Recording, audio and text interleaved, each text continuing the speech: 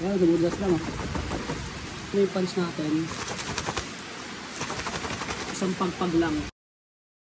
Meron tayong bagong kapote from Just Sew It. Testingin natin eh. So ito yung pants ng ating bagong kapote. Ito naman yung pantaas niya. So ito yung tela na ginagamit natin sa ating mga motorcycle cover ngayon na premium. Okay. Tapos mag-helmet tayo. Check natin sa labas. Habang malakas ang ulan.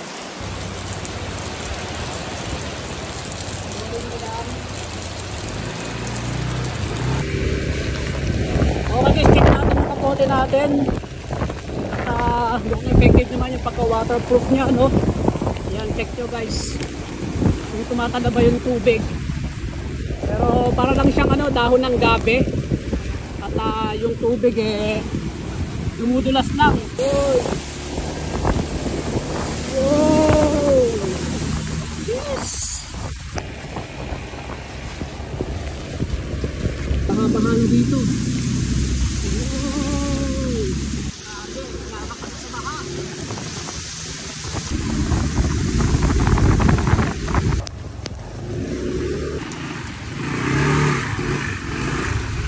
Makikita nyo rito yung tubig. Ayan o. Pagpagin lang natin na gano'n. Ayan, dumudulas lang o. Diba? Ayan. Sa pants naman, tignan mo yung pants natin. Diba? Isang pagpag lang. Okay? Very effective naman siya para sa ating kapote. So double layer ko, dalawang tela. Tignan nyo. Ayan o. Diba may layer tayo dyan. Sa kabila meron din. Ayan. At hindi naman nabasa. Ayan o. So walang kabasa-basa yung damit natin. Diba? Ayan o. Pati pants natin. Hindi rin nabasa. Ito yung loob o. Ayan yung loob ng pants natin. Dalawa rin yung tela niya. Ayan o. Okay. So double layer din siya. Ayan o. Ang ganda ng pagkakatayo dito. Ayan tayo dyan.